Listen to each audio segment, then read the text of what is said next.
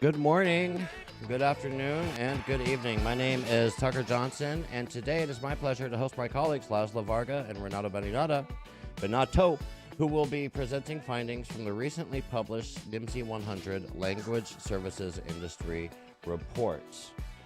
We host events like this, and we host podcasts regularly here at Nimdzi Insights, so make sure that you are subscribed to us on LinkedIn so you can be the first to find out when we schedule future events. We're recording this live today, and the full recording will remain available on the Nimdzi Insights YouTube channel, as well as our LinkedIn page. So if you have a colleague that could benefit from this information, you can share the full recording with them after the live broadcast has ended.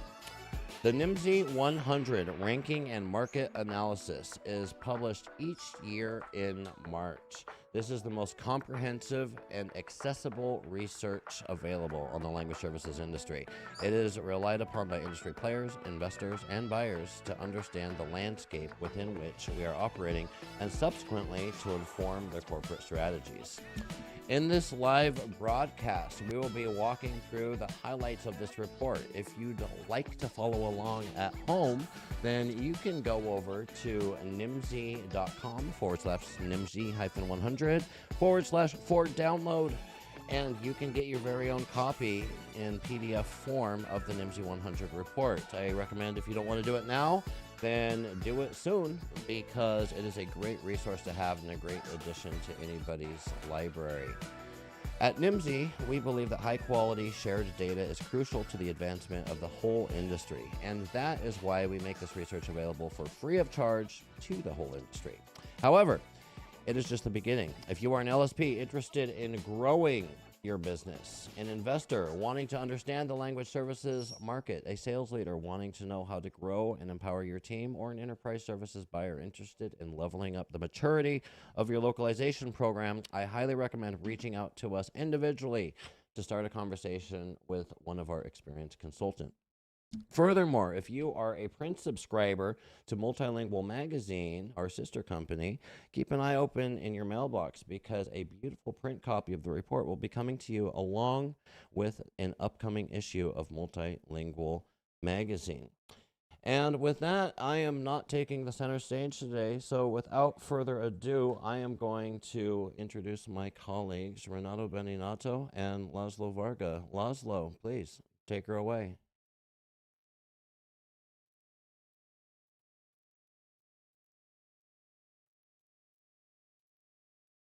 Industry and our insights and findings from the annual Nimdzi 100 market report. I am Laszlo Varga. I am lead analyst and writer of this year's report, and I'll be your host today together with Renato Benato. Just upfront, 2023 was a year of transition and adaptation in the language industry. And with the rapid development of generative AI and large language models reshaping the landscape. And as we stated in our report, the incredibly rapid development in and the hype around large language models implies that all previous technology trends and predictions are annulled. And in that sense, almost all the key trends that we highlight in the report are, no surprise, technology related. And today, we're going to look back at 2023, and we'll discuss what's in store for 2024 and beyond. Renato, take it away. Thank you, Laszlo. This was an exciting year, and in 2023, the language services industry, as you can see, reached $67.9 billion, with a 5% growth from the previous year. Despite the challenges posed by macroeconomic factors and the uncertainty surrounding generative AI, the industry demonstrated resilience and adaptability.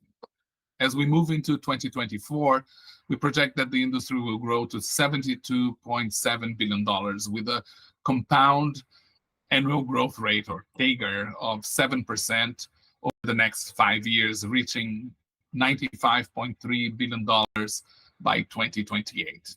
It's a standard in market sizing to make projections for the next 5 years, and this is what we do here every year.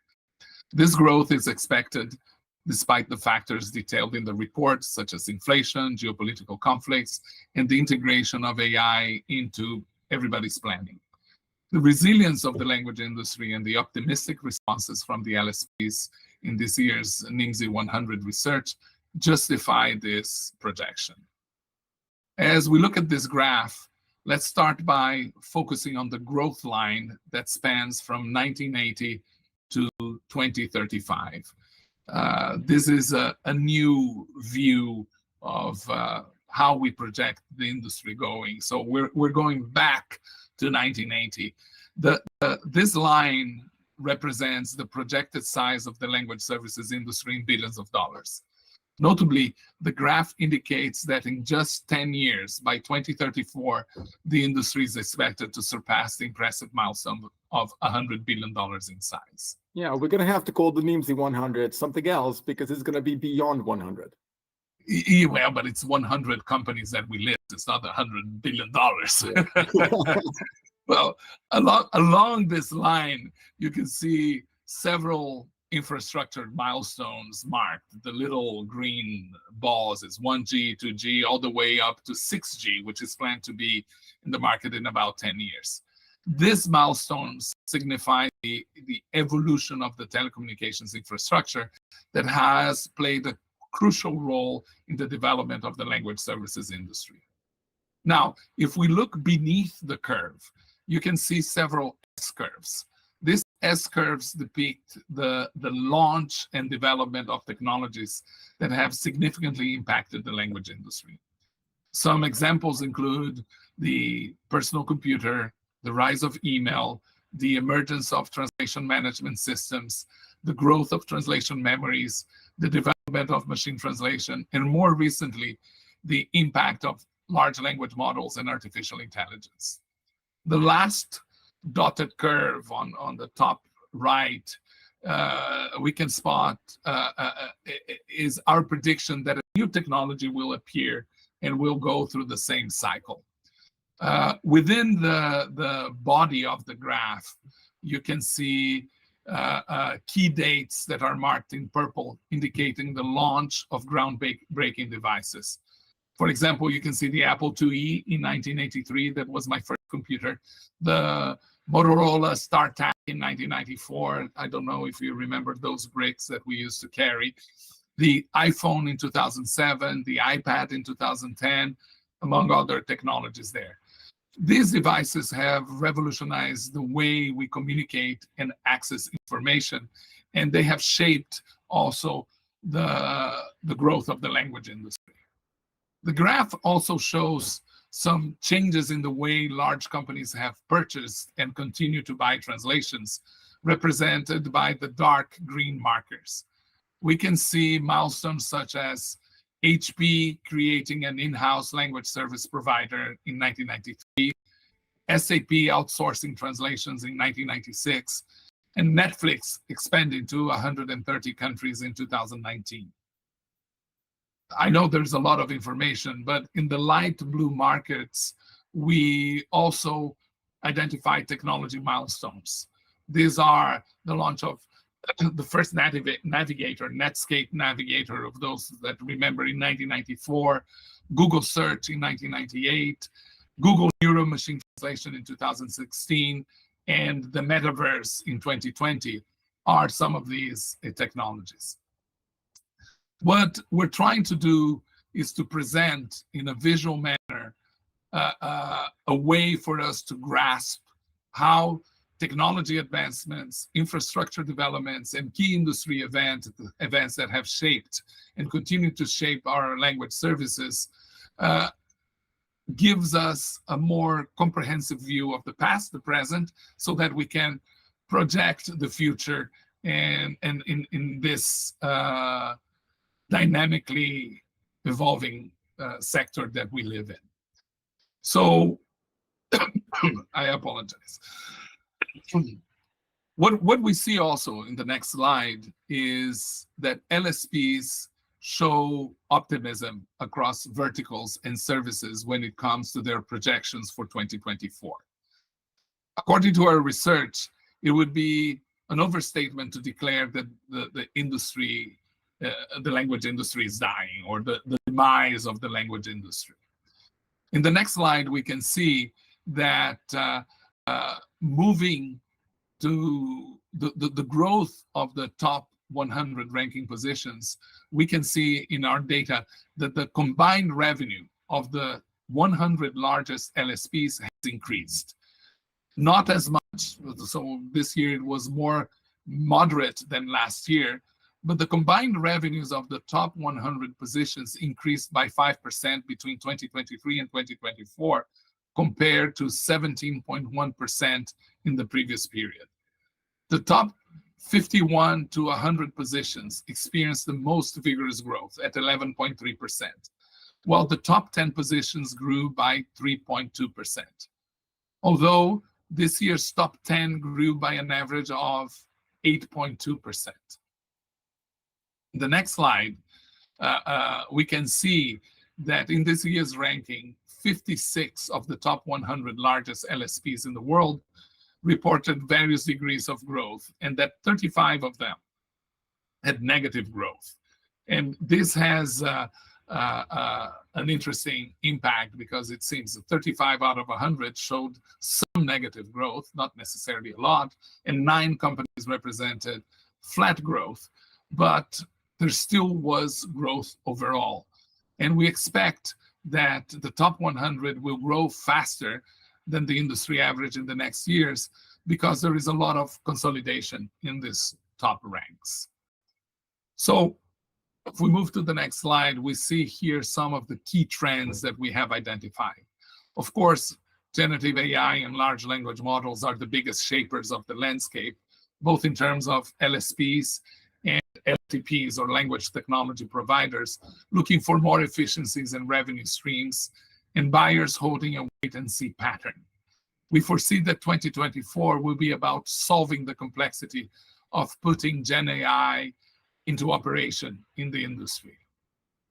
What we call AI whitewashing is that buyers of services have to recalibrate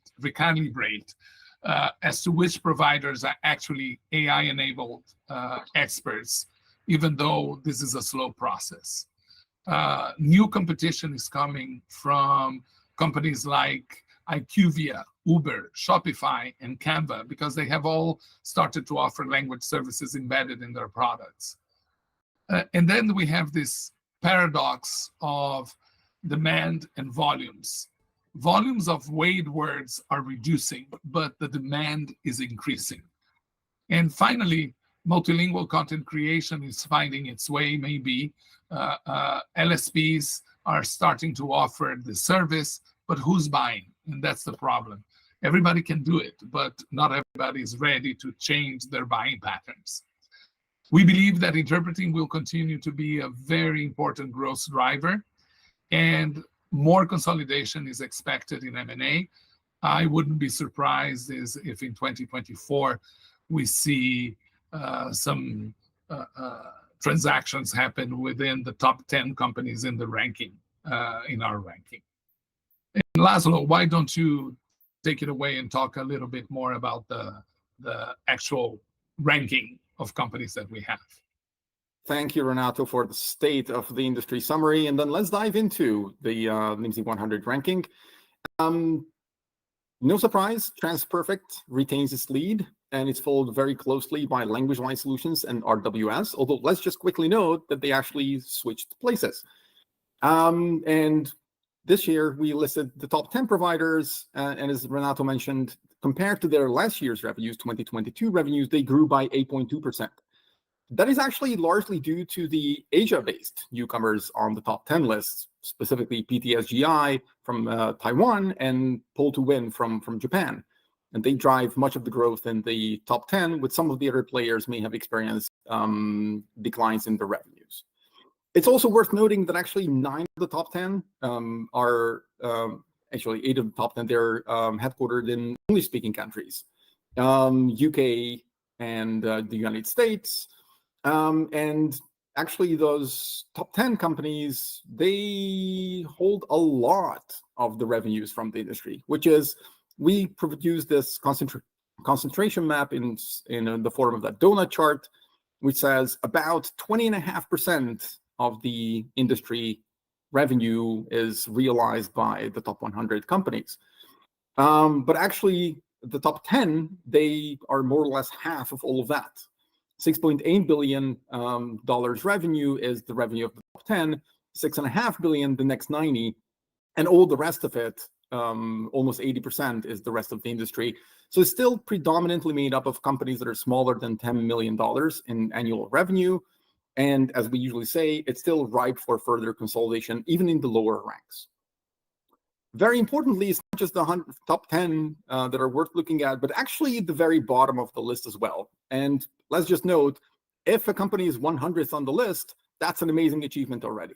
How amazing that is depicted on this chart, which says, actually last year it was enough to have $14 million revenue to make it to the top 100.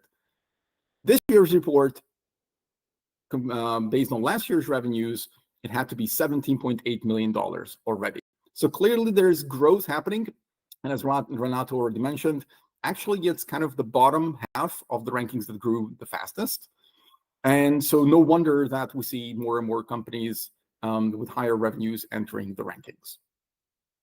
And then let's look into the productivities. Something interesting to note is that in 2023, the average revenue per employee for language service providers was about $227,000, which is essentially the same as in 2022, no major changes.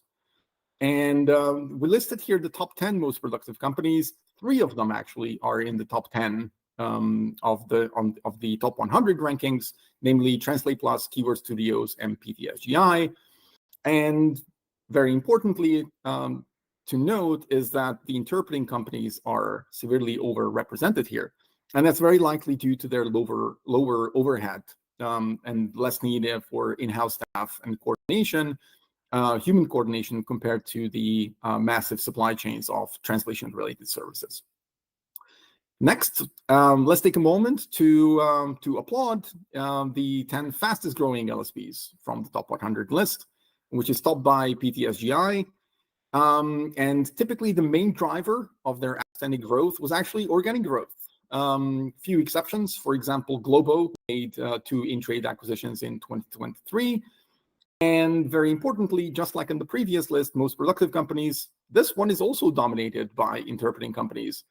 And that's probably due to the fact that both in Europe and especially in the United States, the services for interpreting are very much in demand, and they're a major source of growth in the industry, in healthcare, finance, education, and government verticals as well.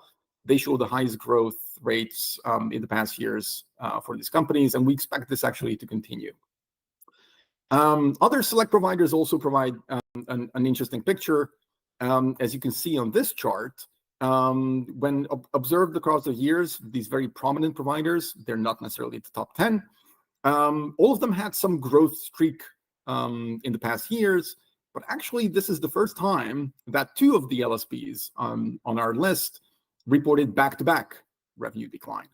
Specifically, RWS had a slight drop in revenue, which is actually not consistent with currency fluctuations and therefore last year's results. Whereas Appen is featured on this list, who may actually incurred big losses in 2023, largely because of the Hollywood strike. Largely because of the loss of business from Google in the AI data space, and also 2022 was a very challenging year for them. Other significant revenue losses, as you can see here, include Ayuno, whose actual mixed fortunes relates strongly to the Hollywood strikes of 2023 in the entertainment industry. And Accolade, however, as they reported, actually most of their revenue decrease came from in spinning off some of their non-profitable business units and refocusing their efforts on profitability and growth. Next, another list to applaud is the women-run and women-owned language service providers in the industry. And this year, there are 13 of them on the list. And while this number doesn't seem very high, it severely outpaces the 10% average from the Fortune 500 companies. Also, they're not only holding their own, women-led companies, but also they actually drive much of the growth and success in the industry, with their average growth rate of 9.8%, which is almost double of the 5% of the industry in general. And some of the notable LSPs include Global Talk, HANA Interpreting Services, AMN, and Glodome Language Solutions as well. Next, just to quickly look into top services and verticals, I will hand it back to Renato. Sorry, I had my microphone muted. One of the comments that I wanted to make is that this pattern of growth from women-owned companies is standard. We have noticed this in our previous editions, so it's not news. And also, unfortunately, what the top 100 doesn't capture, and you can see it more in the long tail of companies that come behind the large ones, is that the many of the companies, even those that are in the top 100, were originally founded by women. So women in translation and localization are a big driver for this industry. It's important for us to recognize that. So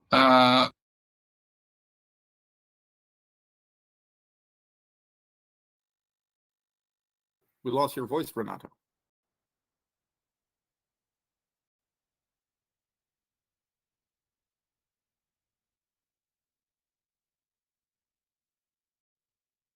I think that my microphone is muting itself.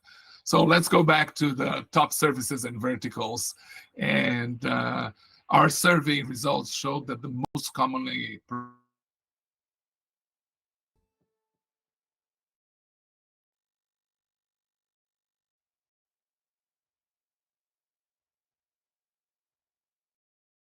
there's something happening that my microphone is being muted by itself.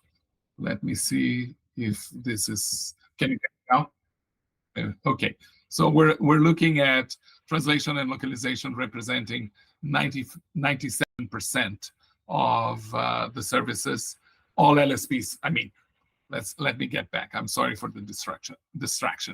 But 97% of the LSPs that we have surveyed provide translation and localization services.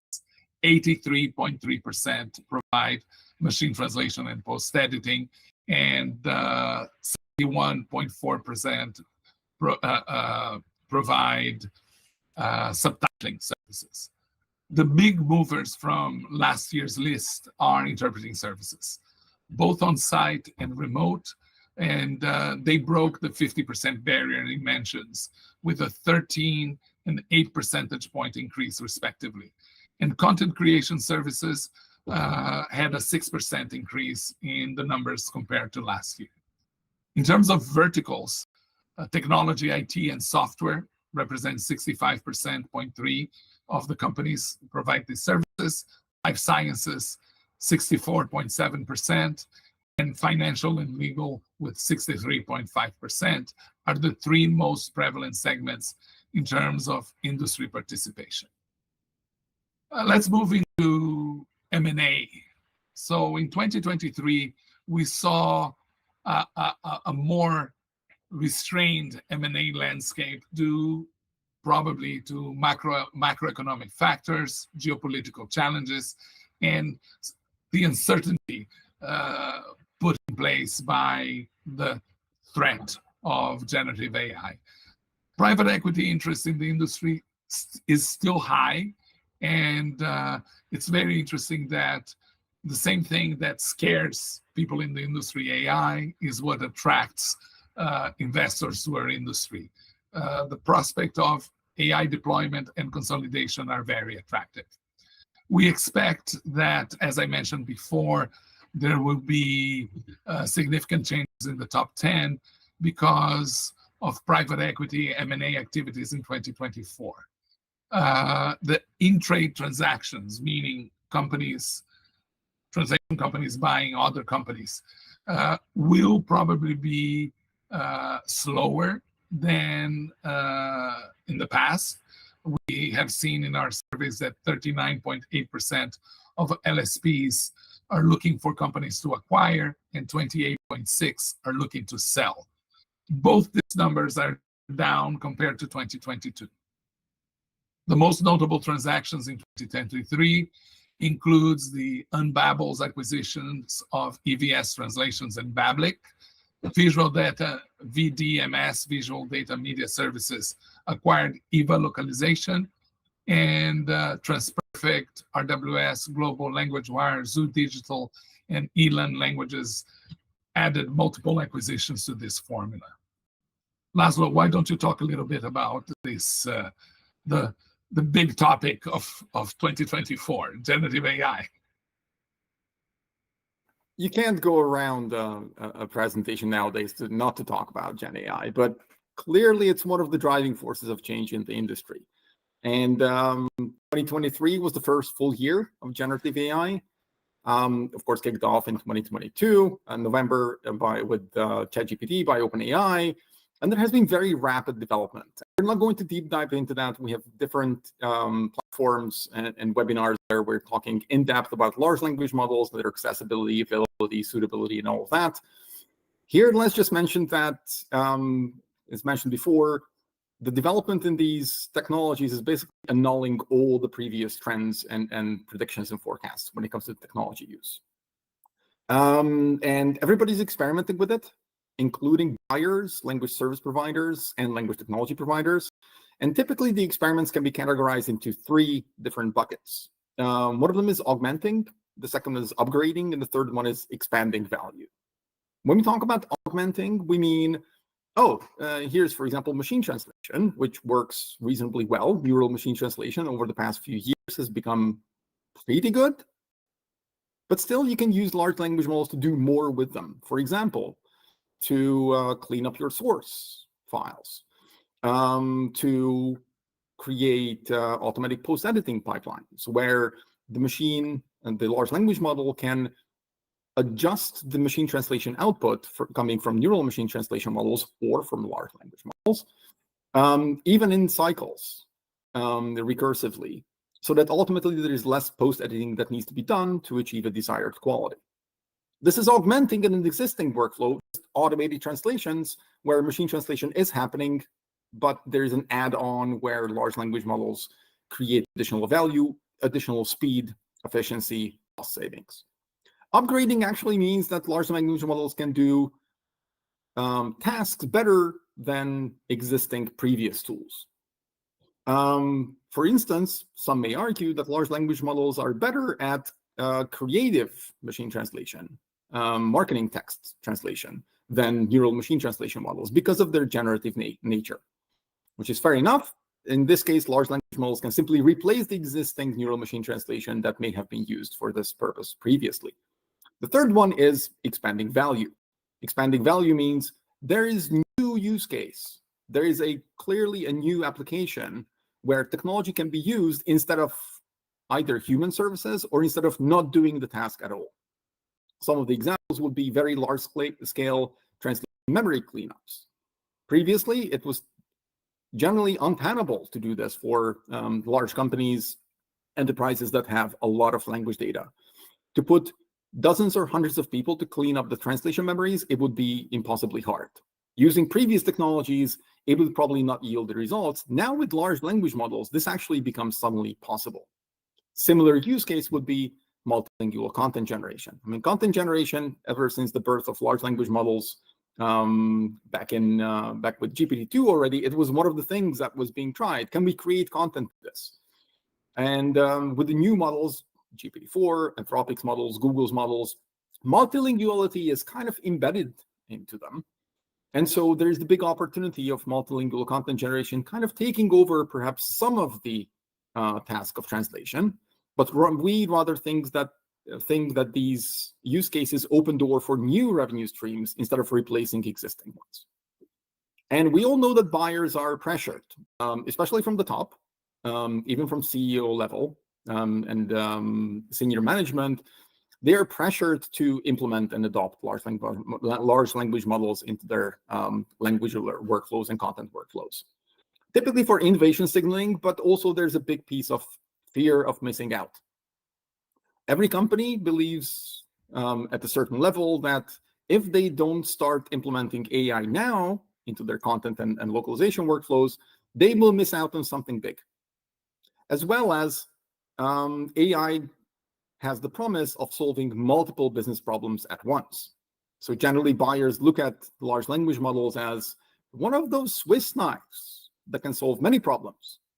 But as it turns out, it's not as simple as that. Actually putting these models into enterprise operations is somewhat more difficult than initially predicted. There are already voices, and maybe they will be disproved soon enough, maybe long term, that some of the predictions of the adoption of large language models is far behind what the AI companies typically project about in their investments and generally in their marketing communication. And we know that machines, such as neural machine translation, they can get very good at tasks. Similarly, large language models can get very good at tasks, but there are so many choices of models and platforms to apply. This proliferation of platforms we have already seen with neural machine translation. Exactly the same is happening in many ways with large language models. You can use one of Google's or OpenAI's or Anthropic's models, or go to Amazon and use one of the models from there, or IBM. Then again, then you tie yourself to one of the big cloud service providers, which is one of the reasons why cloud service providers do offer these large language models on their platforms. They want to tie their customers to the cloud platform as well, which is the major revenue generating source for them. And then there are all the open source models that can be fine-tuned, customized, run locally, provide the level of security, privacy that is much demanded by many of the enterprise buyers. Then again, AI as such, generative AI, has not yet matched the depth of nuanced human understanding and productivity. It can, however, complement existing workflows, as said before. And we know that more than half of LSPs actually think that AI will have a very positive impact in 2024, which is slightly surprising when we hear many stories of fear and uncertainties and doubt from language service providers saying, similarly to the neural machine translation era, its birth, and said, oh, here's a new technology, it's going to replace the industry, it's going to replace us. We see rather the opposite of this, which is to say, large language models open new horizons for use cases for language experts, language technology experts, and in-country content experts as well. All of these are within the reach of language service providers, and this is exactly why enterprises will still keep relying on language service providers, and we project future growth of the industry at 7%. Also, very importantly, as we learned from our surveys, many of the LSPs actually not only expect the large language models to be beneficial to their business, but also they have taken proactive action in adopting these, not just using them, but they started training their staff. 2/3 of these of the LSPs responding to the survey, they have trained their staff, or close to 60%, they actually are adapting their internal processes to leverage the technology in some way and fashion, even if it's just buying into one of the new translation memory management service platforms, or working with machine translation providers that also integrate large language models as machine translation with additional capabilities as well. Of course, generative AI is not the only technology that is influencing the industry. We see it across the board in many places. Some of these, importantly, include machine interpreting, AI dubbing, and orchestration. Let's talk a little bit about machine interpreting, because progress has been made, a lot of progress actually in the field. And we know some of the key players who are driving the growth for machine interpreting as a technology, but there is generally an understanding that it is not necessarily, again, displacing human interpreting. It is rather creating new markets for itself, new revenue streams where previously interpreting was not possible. Just as we used to say, machine translation is not necessarily a competition to human translation, but the alternative to machine translation is no translation. Similarly, for machine interpreting, the alternative of machine interpreting is not human interpreting, but no interpreting whatsoever. And we already see and hear in the background that many of the remote simultaneous interpreting companies, they're starting to incorporate machine interpreting into their service, or at least considering doing this. And even verticals such as healthcare or government may be up for the grabs for many of these providers. We expect that in the interpreting space, actually, there will be quite a bit of turbulence due to this. especially in the United States, where some of the language pairs are very dominant. And so targeting those language pairs may be a good opportunity for many of the interpreting service providers to incorporate machine interpreting into their services, into their offerings. AI dubbing is another area of focus, which has made significant strides over the last year, and synthetic voices are becoming increasingly indistinguishable from human voices. Insofar as there are already attempts, pretty decent ones, though not necessarily live versions of this, where even lip syncing of translated speech is possible. And of course, media and game localization providers are exploring these use cases, and the Hollywood strikes, as well as the recent announcement that the SAG-AFTRA, they announced that voice actors actually mean human actors, as well as there is a promise of some kind of royalty or benefit from international distribution of entertainment pieces for the voice actors whose voices have been reused as synthetic voice or as voice cloning. There is definitely a new path and an opportunity for AI dubbing to move forward. Again, not necessarily replacing human dubbing, but to complement it to entertainment pieces where previously dubbing would not have been made possible. Last but not least, orchestration. Examples that are fairly well known in the industry would include Blackbird, who also won the World Innovation Challenge last year, as well as Phrases Orchestrator, which also carries the name of orchestration. And these are no-code or low-code solutions which are tailored specifically for the language industry, for translation, localization, and even necessary for interpreting workflows, content management, connecting to customer service systems and similar. And they are emerging to solve workflow and routing problems for content, which means additional automation and reducing manual and coding effort in the age of generative AI. Now, again, as said multiple times before, we see that GenAI is not necessarily replacing the human effort. Even though we do see that, as Renato mentioned, there is the paradox of weighted work counts are decreasing, but demand is increasing. What is behind this, really? It's very simple.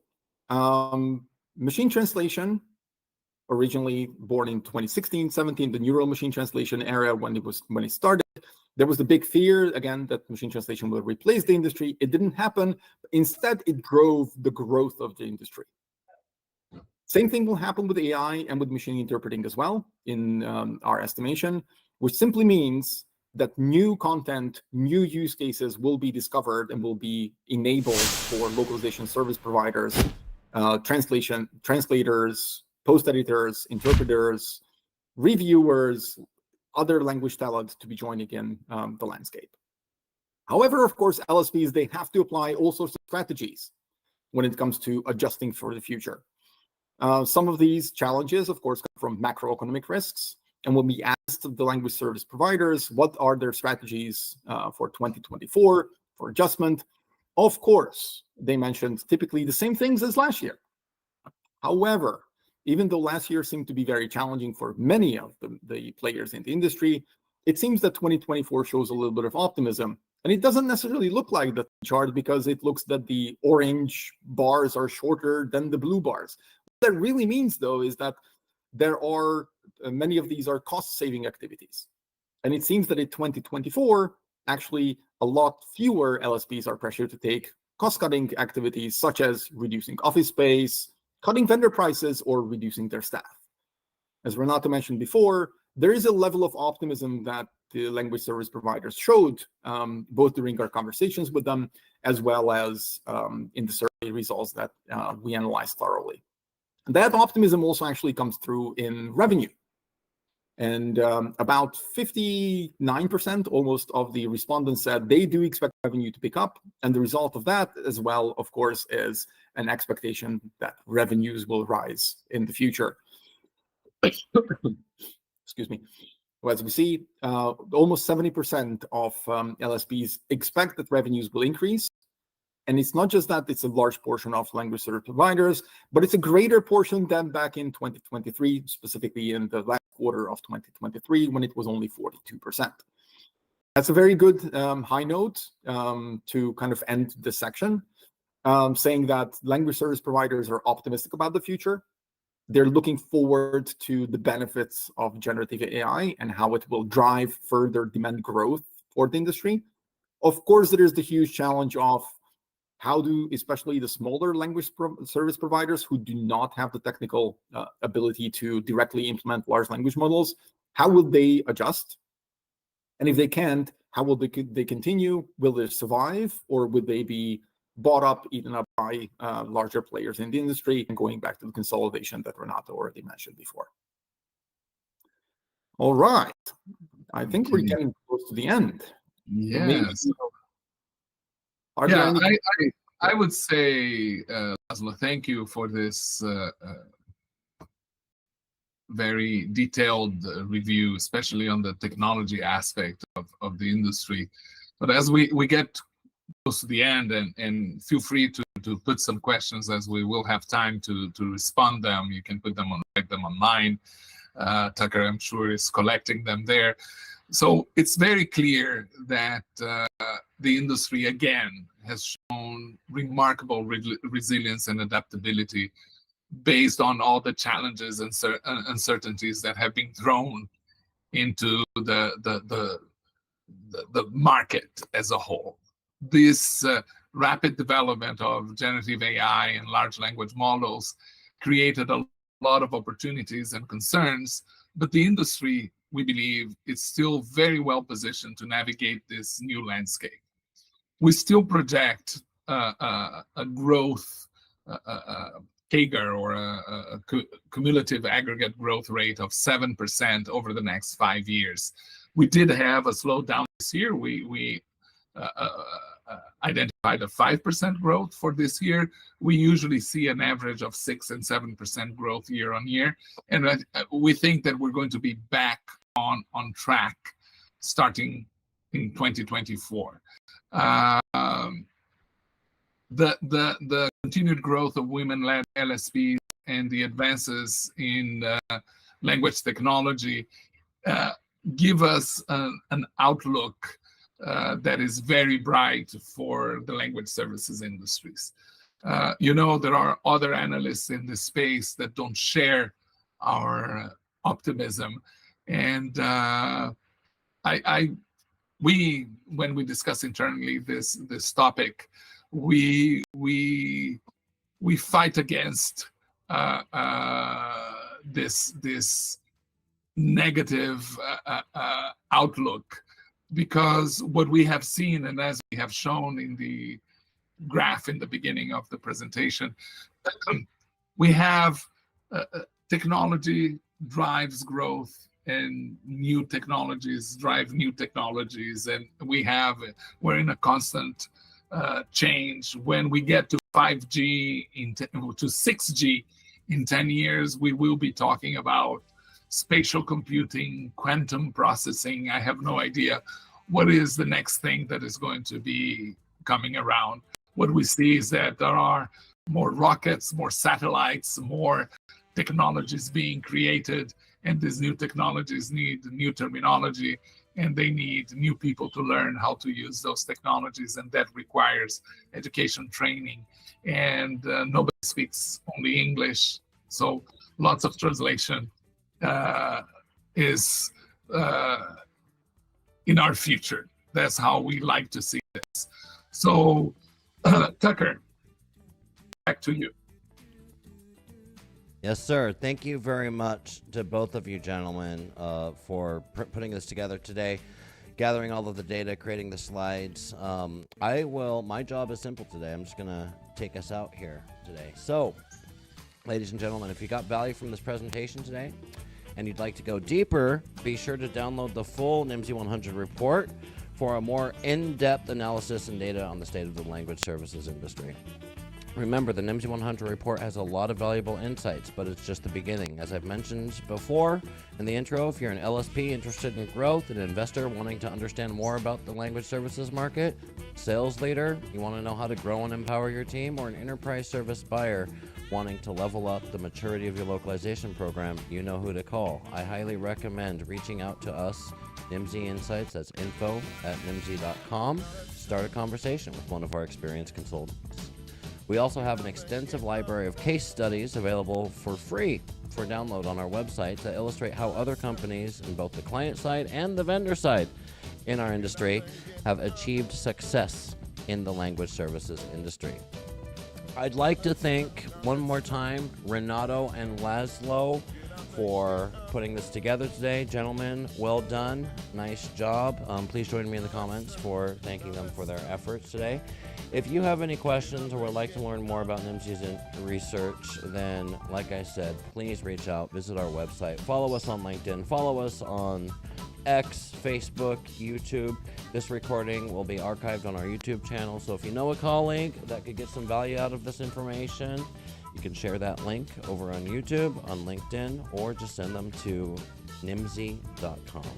Thank you all once again for your participation, and we look forward to seeing you at future events. Cheers.